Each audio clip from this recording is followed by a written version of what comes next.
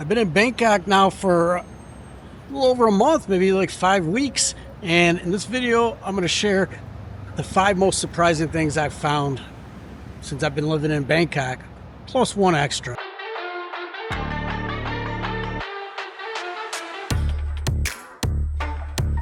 So first thing that surprised me about moving to Bangkok is I thought that I'd be traveling all over Bangkok, going from neighborhood to neighborhood, checking out all kinds of different stuff.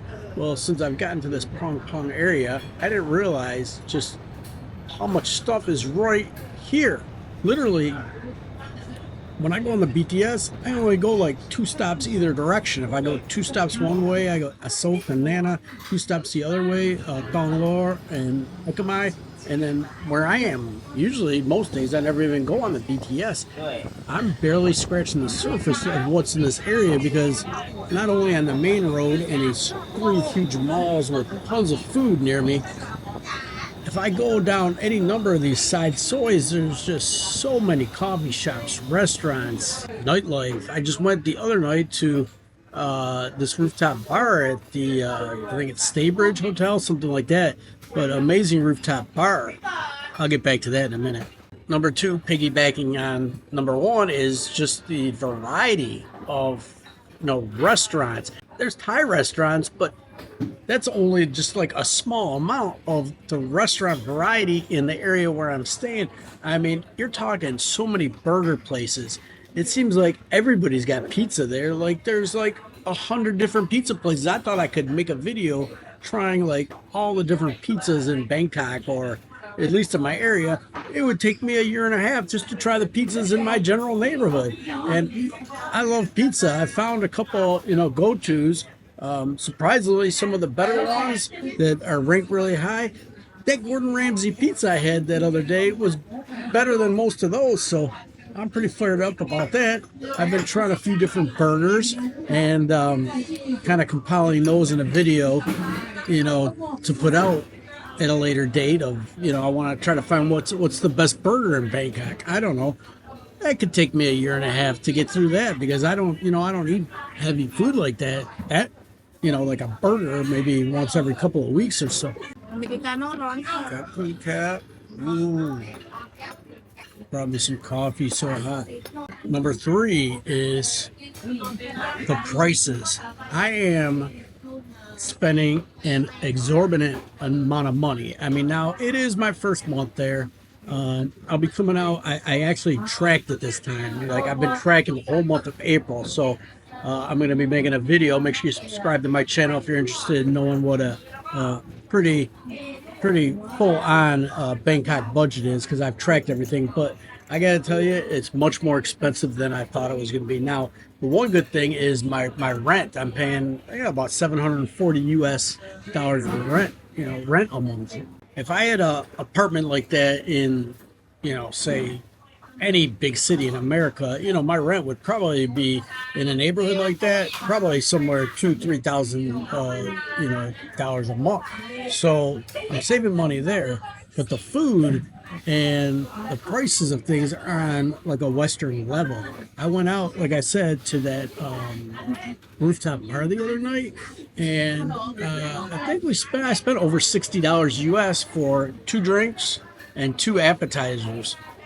And let me tell you, these appetizers, we got a little chicken taco and a little chicken wings, and they were friggin' tiny. But the ambiance was great. I mean, the view up there was just amazing. And compared to like the rooftop bar at the Sky Bar at the State Tower down over the river, that one is 4 times as expensive. So, it was relatively a bargain compared to a lot of other places.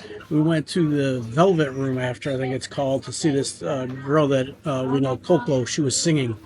She's from Pattaya, but she sings a few nights a week in Bangkok. So we went to see Coco, and so the beer there, San Miguel Light, 220 baht. So you're talking like, I don't know, $6-7 for a beer, something like that. Pretty hefty compared to what I was used to in Bang Saray, where you're paying, 70, 80, 90 baht for a beer. So everything is much more expensive, but you're paying for the area. It's a high rent district, and feels so safe. it's a great area. I got a haircut the other day that was 450 baht.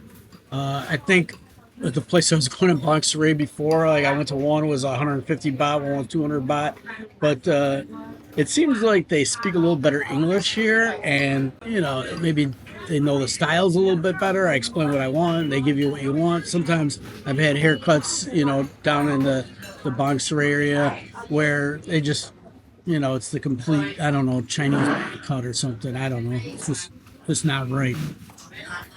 Number 4, the friendliness of people here. I gotta tell you, like, it's completely different than walking around, say, Pattaya.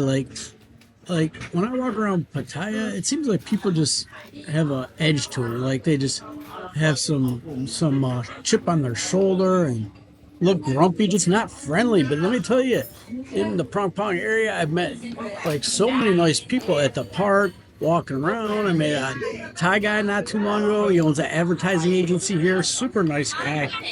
We're supposed to hang out, but I'm heading to America now.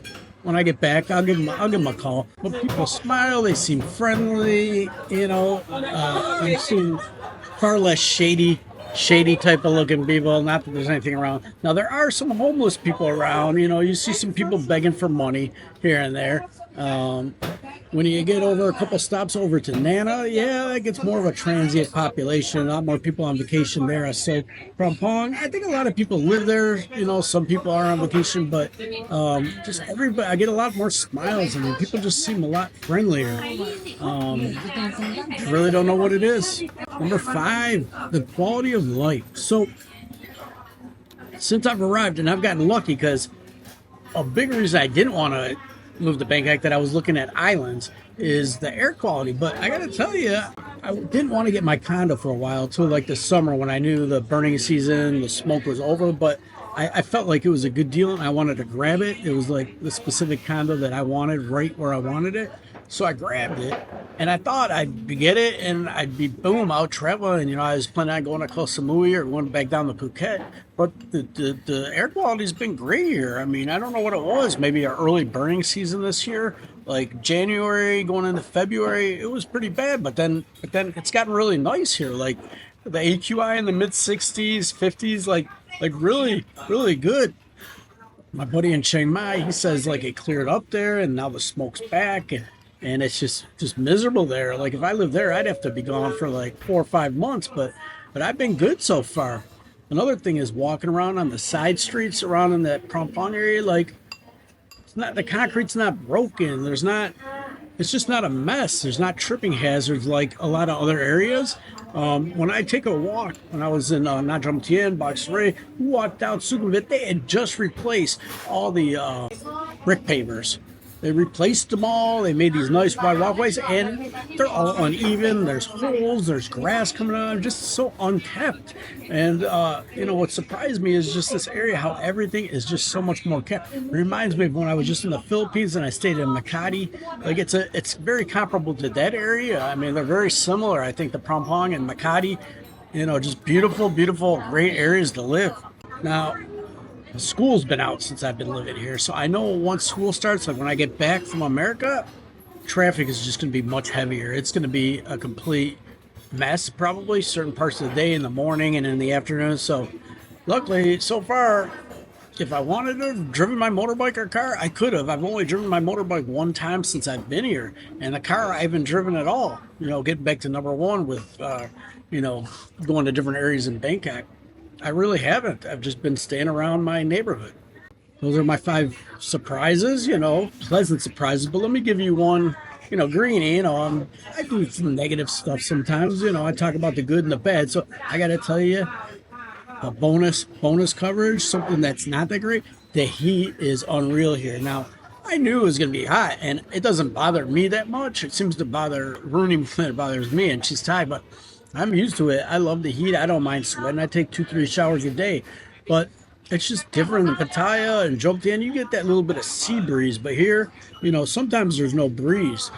that rooftop bar the other night. That was nice because there was a little breeze. Then we went to this other street off of Soy 8. There's like an alley, and for whatever reason, the wind was coming through there, and that was really nice. So if you don't like the heat and humidity, you know, especially this time of year, I don't even know when it would be good in Bangkok. I think like November, December is probably the best time because you're going to get a lot of rain, you're going to get humidity, you're going to get heat.